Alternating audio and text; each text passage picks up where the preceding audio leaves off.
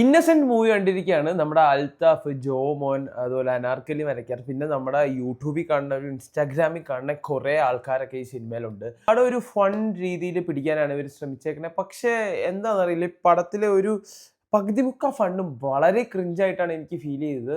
ഇതൊരു സിമ്പിൾ സ്റ്റോറിയാണ്. Social media കാരണം വേറൊരു രീതിയിൽ വൈറലായി പോയ ഒരു ചെറുപ്പക്കാരൻ്റെ കഥ.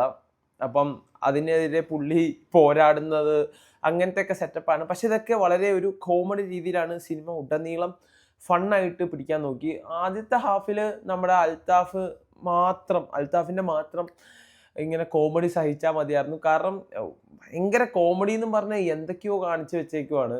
അപ്പം ഫസ്റ്റ് ഹാഫിൽ അങ്ങനെ ഫസ്റ്റ് ഹാഫ് ഇന്റർവെൽ ആവണതിന് മുമ്പ് വരെ അങ്ങനത്തെ കുറച്ച് സാധനങ്ങളൊക്കെ സഹിച്ചാൽ മതിയായിരുന്നു. പക്ഷെ സെക്കൻഡ് ഹാഫിലേക്കൊക്കെ ആയപ്പോൾ നമ്മുടെ ജോമോൻ്റെയും അൽത്താഫിൻ്റെ ഒരു കോമ്പിനേഷനാണ് ഇതിൽ വന്നത്. പക്ഷെ ആ ഒരു കോമ്പിനേഷൻ വളരെയധികം ഡീപ്പിലി വളിപ്പിലേക്ക് പോയ പോലെയാണ് എനിക്ക് പേഴ്സണലി ഫീൽ ചെയ്തത്. 2 മണിക്കൂർ 10 മിനിറ്റുള്ള ഒരു കോമഡി സിനിമയിൽ ഒരു 10-20 മിനിറ്റ് വർക്കൗട്ടായ ഒരു കുറച്ച് കോമഡി രംഗങ്ങൾ കാണും. ഒരു സീനൊക്കെ ഉണ്ട്, ബൈക്ക് ഇവരുകൊണ്ട് ഒരു സ്ഥലത്ത് പാർക്ക് ചെയ്തിട്ട് അപ്പം തന്നെ അവർക്ക് കയറി പോകേണ്ട ഒരു സീനാണ്. അതിൽ രണ്ടുപേരുടെ ഹെൽമെറ്റ് വെച്ചിട്ടുണ്ട്. ബാക്കിൽ വെക്കണ ബാക്കിൽ വെച്ചു, ഫ്രണ്ടിൽ വെക്കണ ഹെൽമെറ്റ് ഫ്രണ്ടിൽ വെച്ചു.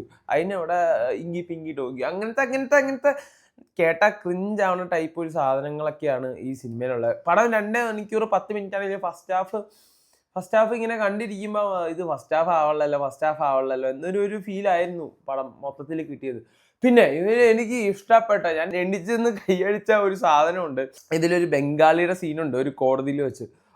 അത് മൂടായിരുന്നു. അത് മാത്രമാണ് എനിക്ക് ഈ പടത്തിൽ എടുത്തു പറയാൻ, അല്ലെങ്കിൽ എനിക്ക് ഇഷ്ടപ്പെട്ട കാര്യം എന്ന് എനിക്ക് തോന്നിയുള്ളൂ. അപ്പോൾ ഇതൊക്കെയാണ് എനിക്ക് പടത്തിനെ കുറിച്ച് പറയാനുള്ളത്. എനിക്ക് വളരെ ഒരു ബിലോ ആവറേജ് ആയിട്ട് തോന്നിയ, പേഴ്സണലി ഫീൽ ചെയ്ത, എനിക്ക് തീരെ വർക്കൗട്ട് ആയില്ല പടം.